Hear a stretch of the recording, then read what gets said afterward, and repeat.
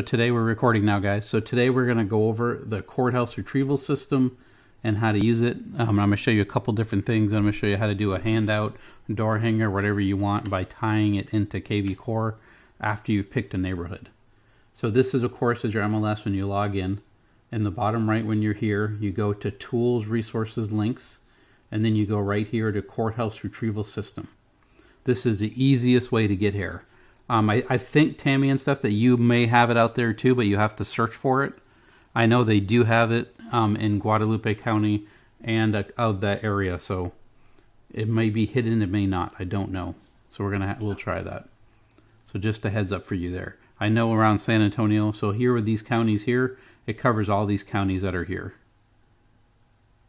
So if you're not in one of those counties, then it won't cover that. So again, when you're searching for an address, the first thing you do is find an address. It doesn't matter what it is, just to show you. You want to only have 2 counties max in there when you search for an address. If you have more than 2, it seems to get kind of gummed up and funky. So just better to leave it at 2. I'm just going to click on this address. I'm not sure what it is, but we'll click on it anyway. And just check it. So when you either type the address in, like for example, if I was typing it for an actual home, let me type it here. You see, as you type it, it pops up, and then you just click on it. So that would be that's how you find it. Once you click on it, it opens up here. So some of the really good stuff in here is, right here is a subdivision. So when you start doing CMAs, you need to know a subdivision. So that's a good way right there to check it. You can also check your county, know which county you're in. It's a single family residential. So if you have a mobile home and you're not sure if it's affixed to the land, if it may still be considered real property, you can go here. I see you raise your hand, David. Yeah, so when, let's just say, will this show me an off-market property, all the client's information? Correct, yes. Even phone numbers? No, it won't show you phone numbers or email, but it shows everything about them. So, okay, everything about them, like a name and all that. So yep, so it has the area. Yeah, I'll show you more stuff in a second. So right under the map, it shows their name, their current mailing address. So even if they own this home and they're renting it, this would be the landlord's address right here.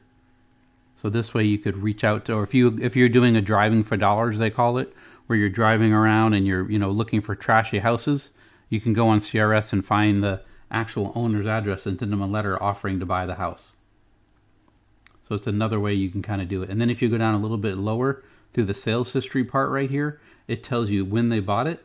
So this was a quit claim deed and it was in 2019. And usually it will tell you the amount. So this one isn't showing the amount because of the type of property that they bought. So then if you go down, it is showing here. Okay, so they bought the loan amount in 1999. The first one was $36,480. So of course that's not the home price, but that's the amount that was financed through Bank of America. So this way it gives you an idea if someone wanted to sell this home, you can come here, check it out, check the loan amount real quick, how long ago. If they bought that in 2000, 20 years ago for $36,000, we're almost sure this home is paid off. So then when you put an offer on this home and you're checking it out, you already know now that okay, this one might be paid off, we can work this. And your offer maybe could be a little lower because they just want the cash. And then here it shows you the age, of course, right here again, it's a single property. Without aggro just means it's not a farm. It shows you when it was built, 3 bedrooms, 1 bath, and had the square feet. So it's a smaller home, 900 square feet. And then it tells you all the other info.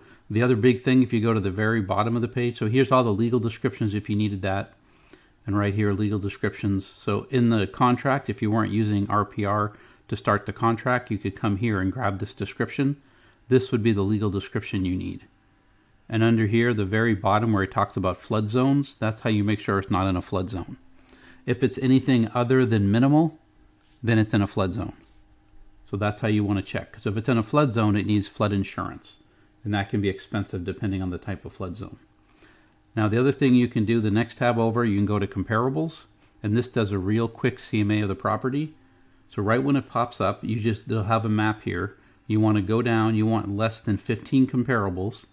So you always go here, you start within distance, you change it to same subdivision. And then you go on the sale date, 9 months.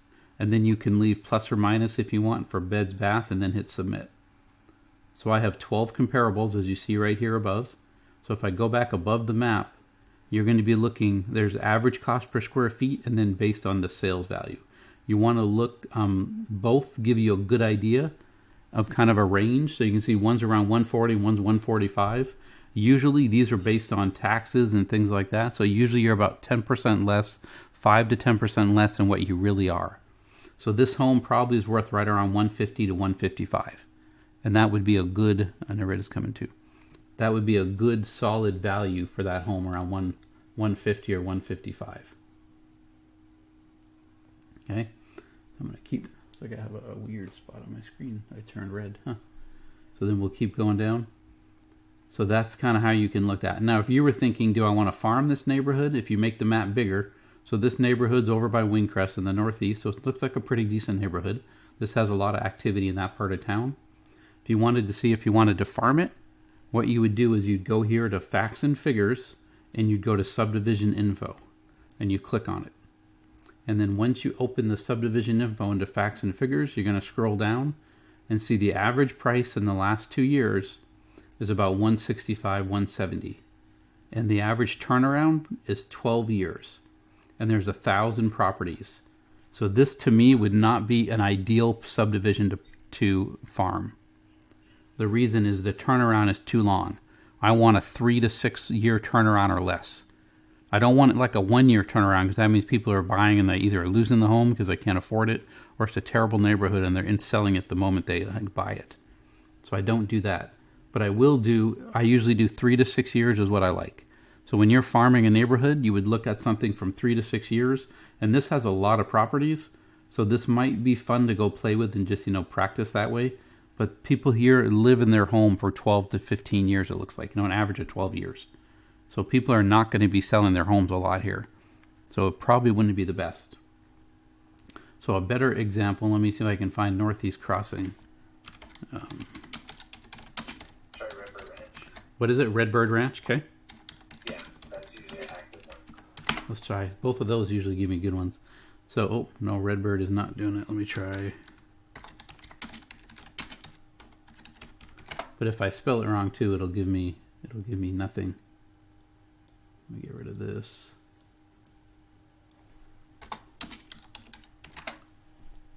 Okay, so if I can find, this is Northeast ISD, so I don't want that. So it used to let you put in a subdivision, but you have to spell it the way they want you to spell it, is the annoying part. So if you spell it wrong, they don't find anything. So here it is, that's a network crossing. So that's not going to work either. So let me try to find Northeast. But that's how you would do it. You would pick. All right, so if I start looking here for Northeast Central, we'll just go for that one, for example.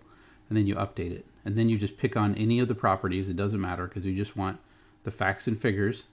Then you go to Subdivision Info.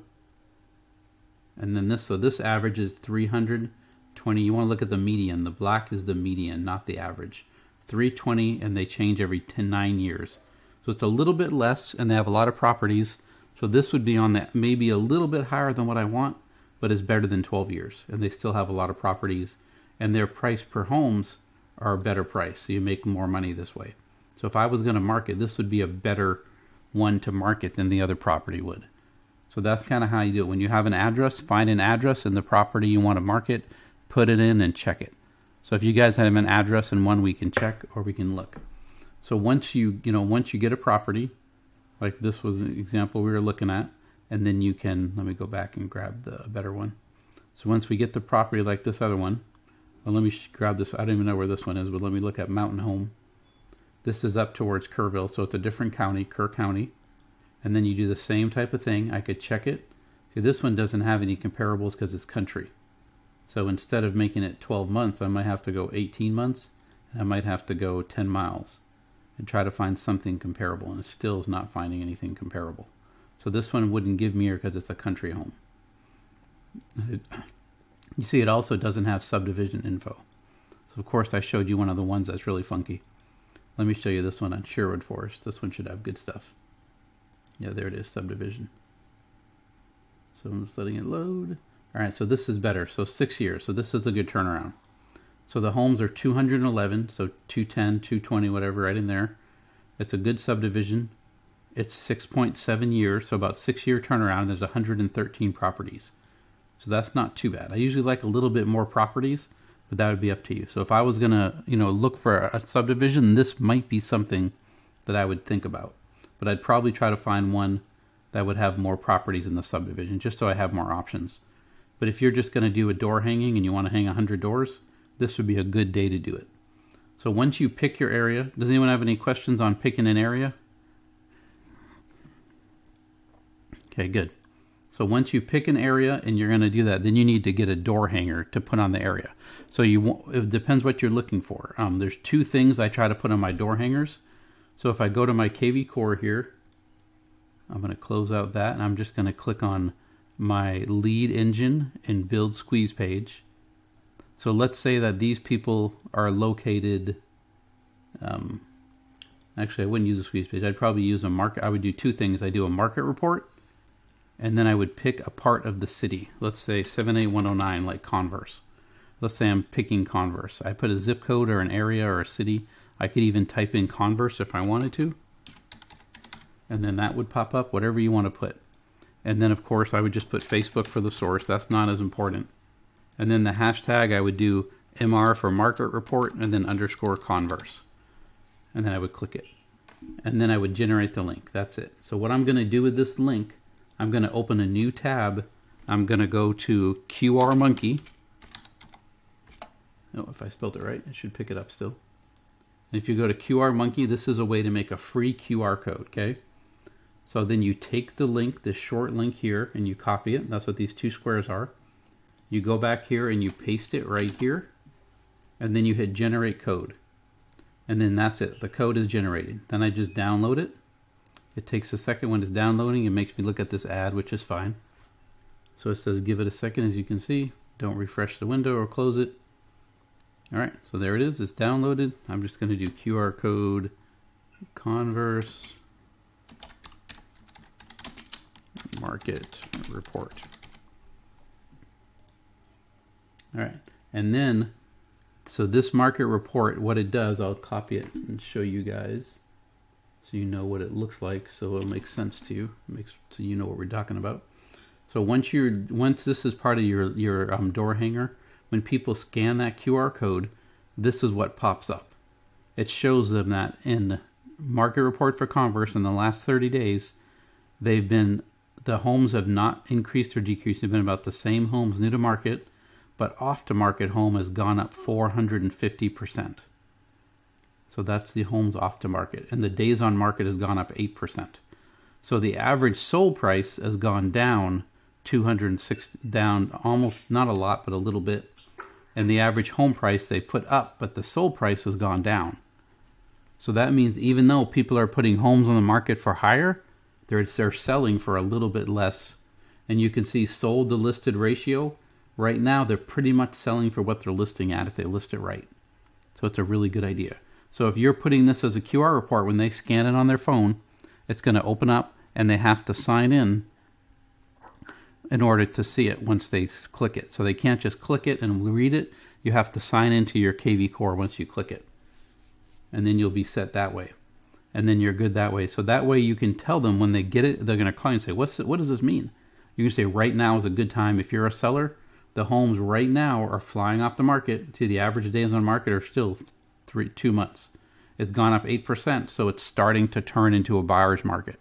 But it's not yet. It's still a seller's market. So you need to take this and you need to put your home in the market. And then they're going to say, well, what is my home worth? So then you're going to say, no problem. You're going to be in KV Core and you're going to go to the seller squeeze page. And of course, it'll be the same. Facebook, hashtag, seller squeeze, Converse. And then the city would just be Converse. And you would do the same thing. You would generate the link. And just so you know what the link looks like, let me close this one out. So when the link pops up, when they look at this one, come on, buddy. It's supposed to start up, but it's having issues today.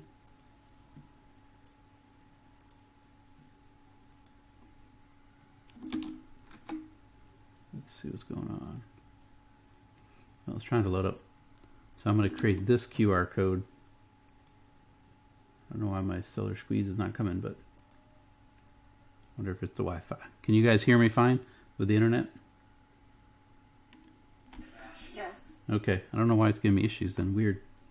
All right, I'll let that download. Doesn't want to download doesn't want to show the squeeze page. Location converse.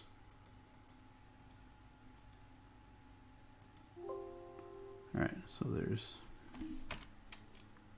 squeeze page converse. All right, so those two QR codes are saved. I don't know why it's not showing, but it's there. So then what you're going to do with those QR codes, you're going to open a Word doc. And once you open the Word doc, you're going to insert them. You're going to go to Insert, and then Pictures, and then from your device. And I downloaded those two. Let me go to my downloads. Nope, that's not the download file that I want. Let me get the better one. Whoops. Alright, where's my downloads? Did it go somewhere else? Alright, let me find them real quick.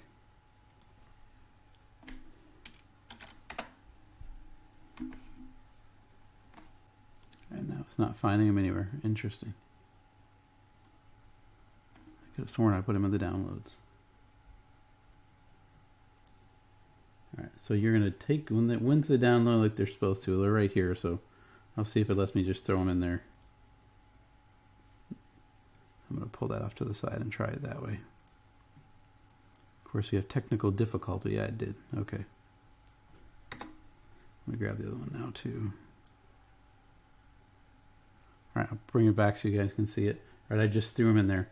So you have the two QR codes. You're going to shrink them down. And then once they're small enough so you can work with them, you're going to make it very, very simple. You're going to have the intro of your letter, whatever you're going to say with the letter to the intro. And then you would say, here is the current market in converse. See if it is the correct time to sell. Or something along those lines. You'd have to just tweak it a little bit. And then once you have that, and then this would be, find out your current home value. So once they scan these two things, the first one would bring up the market report, and the second one is going to bring up the actual, I wanted to show it to you. I'm kind of frustrated that it's not posting, because it should be. Let me try to, my mouse stops going crazy. Let me try to do a San Antonio one and see if that does anything different.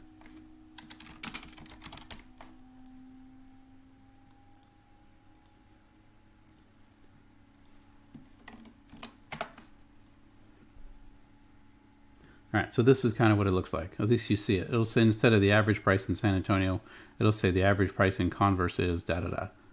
So I just wanted to show you that. Now I wouldn't use that other QR code in an official one, because if it won't show me the link, there might be something funny with the KV Core of the link. So I'd probably just do a San Antonio one instead. And then when they put their address, you put your address in there, it automatically loads up. And then once you're in there and it's loaded, at that time they have to sign in to see the CMA and to see the valuation. So this would be a real easy way to just go through there. Find the address, find the subdivision, then you'd make a little, this would be at the bottom of your letter. You'd be like, hey, the current market is really hot right now. If you wanted to check out, here's a free way to check out the way the current market is and to find your home value. And then they just come in and they scan it on the letter with their phone, boop, they check it, no problem, and they're done.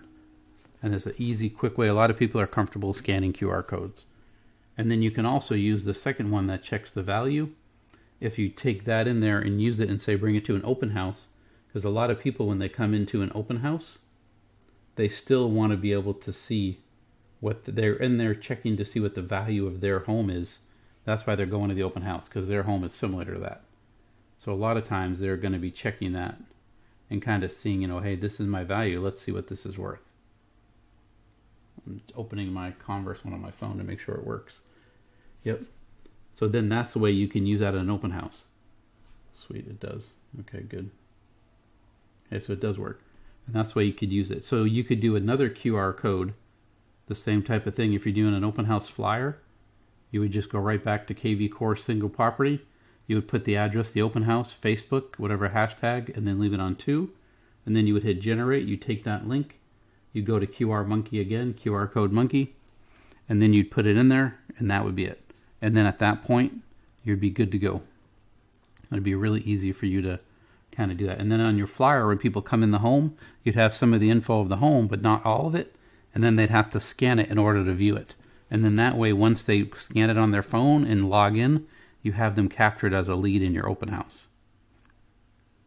So it's another quick way to kind of get it that way.